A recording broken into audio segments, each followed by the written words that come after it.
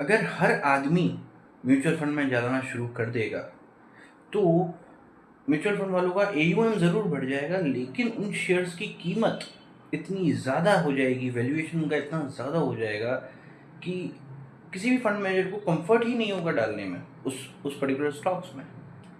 सवाल ये है कि म्यूचुअल फंड वाला अगर डालेगा नहीं तो वो कैश रख भी नहीं सकता। As per the SEBI mandate जो भी पॉलिसीज हैं, वो ज़्यादा कैश रख भी नहीं सकता।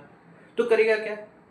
डाल दो, डाल दो, ओके, डाल दो। अब हालत ये है कि म्यूचुअल फंड वाले लोग म्यूचुअल फंड में ब्लाइंडली पैसा डाल रहे हैं। ठीक है, डाल तो रहे हैं blindly based on the performance of last 5 years, and which were last 5 year के जो परफॉर्मेंस थे which were purely based on the performance between 21-22।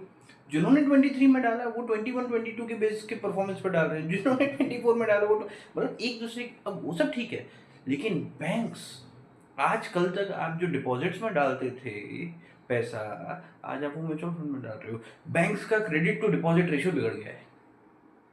जब आप डिपॉजिट करेंगे तभी तो क्रेडिट देंगे, वरना उनको बोरोइंग पर निर्भर रहना पड़ेगा, राइट। आज बैंक्स का क्रेडिट टू डिपॉजिट रेशियो बढ़ गया है, और आपका फंड मैनेजर तो फोर्सफुली लगा ही रहे ओवर वैल्यूड इक्विटी में पैसा, right. Just imagine, market cap बढ़ता जा रहा है लेकिन क्रेडिट डिस्ट्रीब्यूशन आप देखो, ध्यान से देखना, क्रेडिट भी ऊपर जा रहा है। ऐसा नहीं बोल रहा मैं क्रेडिट नीचे जा रहा है, क्रेडिट तो ऊपर ही जा रहा है।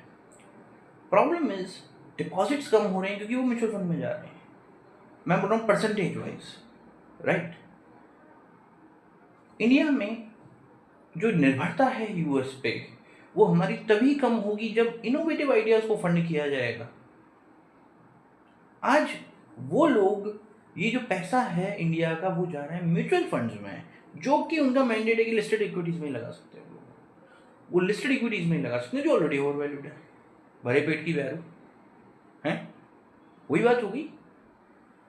मैं चाहता हूं कि AIF, अब आप देखो रिच लोग जो इतने बड़े बड़े लोग हैं वो AIF की तरफ जा रहे हैं, क्योंकि AIF के वो एक मैंडेट है कि वो लोग बाहर भी डाल सकते हैं पैसा, वो लोग नीश ऑन ग्राउंड अपॉर्चुनिटीज में पैसा डाल सकते हैं।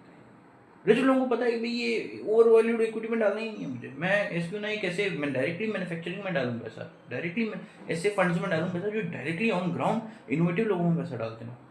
दैट्स द रीजन रिच लोग जो है वो AIF की तरफ जा रहे हैं। म्यूचुअल फंड ये सब ठीक है, चल रही हैं, जब दलाल हैं, सब दलाल हैं, कमीशन वाले करके।